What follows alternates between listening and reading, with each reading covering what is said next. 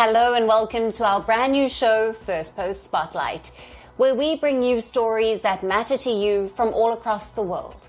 From breaking news to the day's biggest controversies, we shed light on issues that shape our world. I'm Alison LaGrange, live from Durban, South Africa. Let's begin with the top headlines. At least 28 injured as a car drives into a crowd in Munich during a union strike over wage dispute. The driver detained by the police while a major operation near the site is underway. US President Donald Trump holds talks with Russian President Vladimir Putin. The two leaders agreed to begin negotiations to end the war in Ukraine. Reports say Israel and Hamas reach an agreement over the next phase of the deal to take place this Saturday, in which 3 hostages will be released after threats that Israel would resume war. US intelligence says Israel is likely to launch a preemptive attack on Iran's nuclear program by mid-year, according to media reports. And Australia says a Chinese fighter jet dropped flares near its Air Force plane patrolling in the South China Sea, accusing Beijing of unsafe military conduct.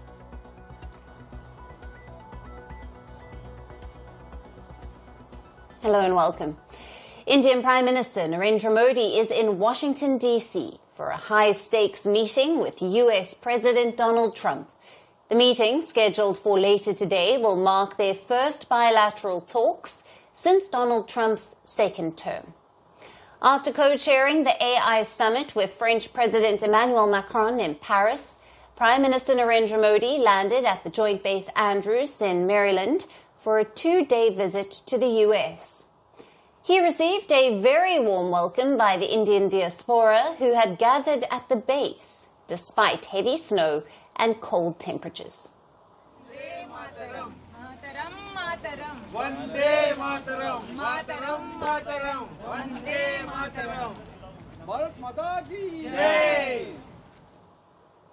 The Indian Prime Minister then reached Blair House, the official US presidential guest house, where the US flag was replaced with the Indian flag for his arrival.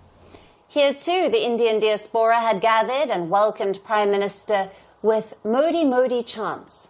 Prime Minister Modi interacted with those gathered outside Blair House and exchanged handshakes.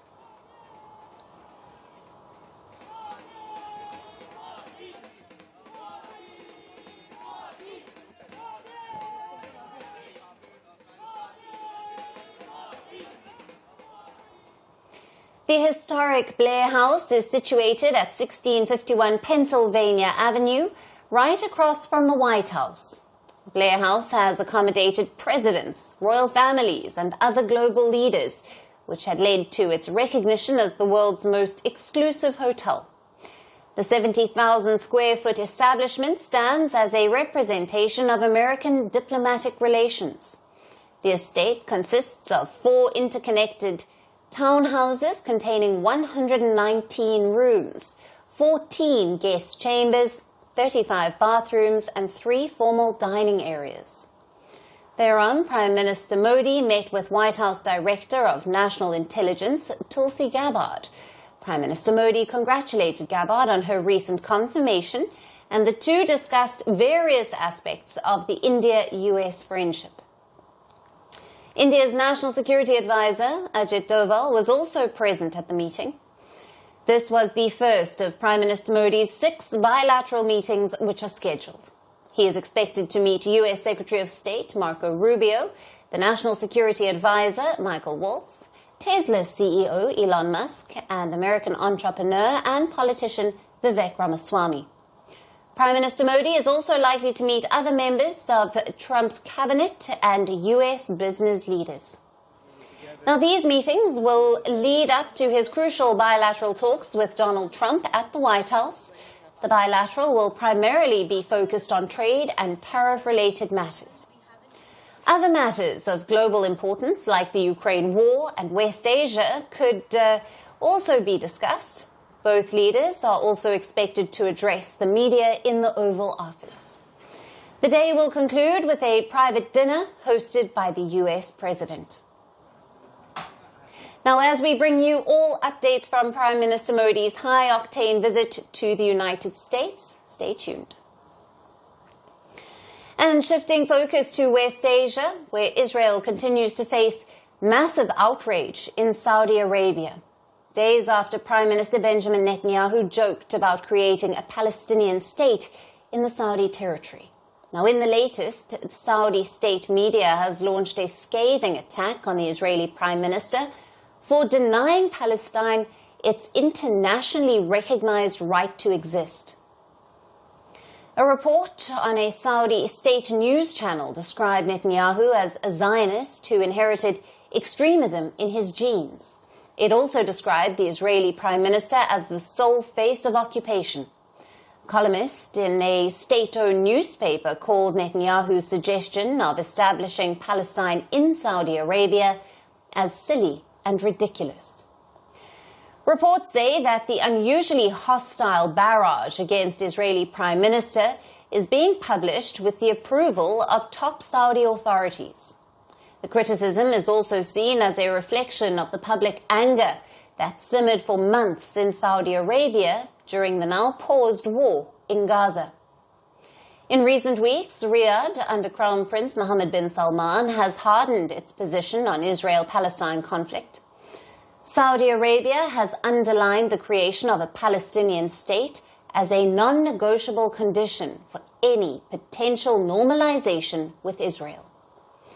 The Saudi statements of support for Palestine come as Israel and Donald Trump-led America calls for displacing Palestinians to a third country. In response, Saudi Arabia has asserted that Palestinian people have a right to their land and that they are not intruders who could be expelled, according to the wishes of Israeli leadership. Riyadh added that Palestinians have an emotional, historical, and legal connection to their land that cannot be written off, and that no one can take away the right of Palestinians to exist on their lands. Saudi Arabia also warned that lasting peace cannot be achieved without a two-state solution. The United States has long attempted to normalize diplomatic ties between Israel and Saudi Arabia, the two of its closest allies in West Asia. Now, reports say that Saudi Arabia was close in on a deal to normalize ties with Israel until the war erupted in Gaza in October of 2023. Now, according to reports, Riyadh was considering formal ties with Israel in return for a U.S. defense pact and a nuclear program. Even as Saudi Arabia escalated its condemnation of Israel's conduct of war in Gaza, it never took normalization off the table. But at present, the threat to displace Palestinians from their lands is being seen as a thick geopolitical red line. The Palestine fault line between Israel and Arab countries has sharpened its edges in Saudi Arabia, as both Prime Minister Benjamin Netanyahu and U.S. President Donald Trump insist on displacing Palestinians out of Gaza. Now, the stinging criticism of these plans in Saudi Arabia continues to show that this proposal will continue to face due resistance in the region's most influential capitals. And from Saudi Arabia, we shift our focus to Southeast Asia, where Indonesia laid out the red carpet for visiting Turkish President Recep Tayyip Erdogan. Indonesia and Turkey announced bolstering of their trade and defense ties, as a part of which Indonesia will get 69 Turkish combat drones in the near future. Now, this includes 60 Bayraktar TB3 drones and 9 Ikinci combat drones. The drones will be jointly manufactured by Turkish company Baykar and Indonesian firm Republicorp, for which the two sides agreed to set up a factory in Indonesia. Now, the drones, especially the Bayraktar TB3, are meant to upgrade Indonesia's aging defense arsenal amid China's maritime belligerence in the region.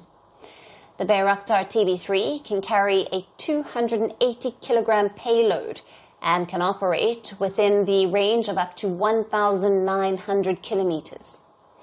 The Turkish drone can carry long-range anti-tank missiles and can be serviced on aircraft carriers. The drone can be operated from very remote distances due to its advanced communication capabilities. It is capable of surveillance and intelligence missions as well as launching assault operations. Indonesia will deploy these advanced Bayraktar drones along its nearly 100,000-kilometer-long coastline, the most crucial of which is its exclusive economic zone near the Natuna Islands, which overlaps China's widely denounced maritime claims in the region. Now, due to their advanced capabilities and lower costs as compared to the Western competitors, Turkey's Bayraktar drones have found buyers globally. The Bayraktar TB2 drones, the predecessor of the Bayraktar TB3, was reportedly the world's most exported drone in 2024. So far, Turkey has exported these drones to 35 countries worldwide in the raging, simmering and rest of conflict zones around the world.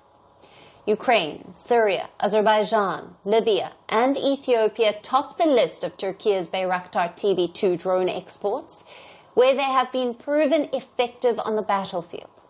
In India's immediate neighborhood, Pakistan as well as Bangladesh have received Bayraktar TB2 drones from Turkey in recent years.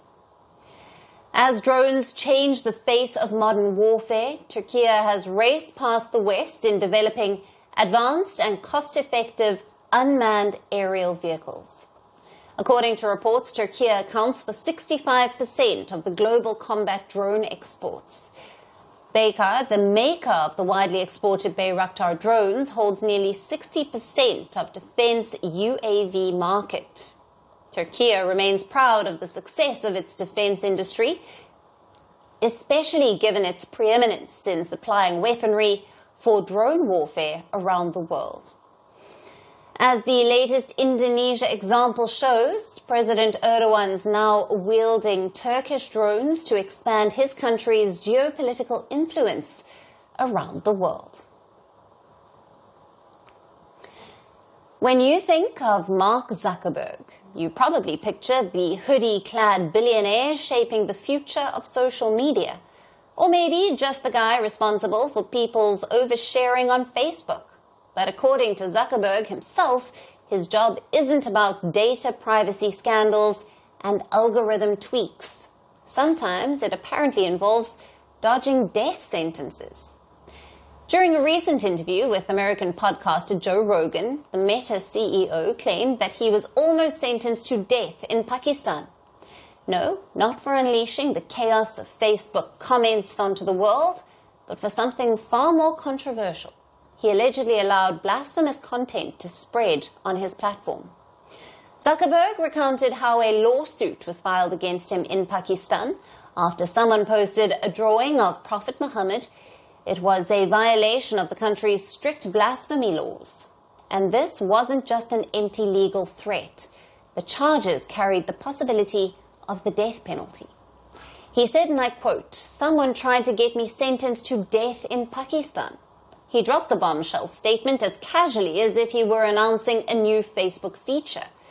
Zuckerberg used the incident as Exhibit A in his ongoing argument that global platforms like Meta are stuck in a constant tug-of-war between free speech and local laws. Zuckerberg explained that there are places around the world that have different values that go against their free expression values. This was him voicing his frustration with governments that expect social media giants to play by their rules. His solution, you ask? More support from the US government. Zuckerberg suggested that tech companies need protection from foreign governments who use the threat of imprisonment, or in this case, capital punishment to control content. After all, it's one thing to get fined for miscommunication. It's another thing entirely to have a country try to take you out over a Facebook post.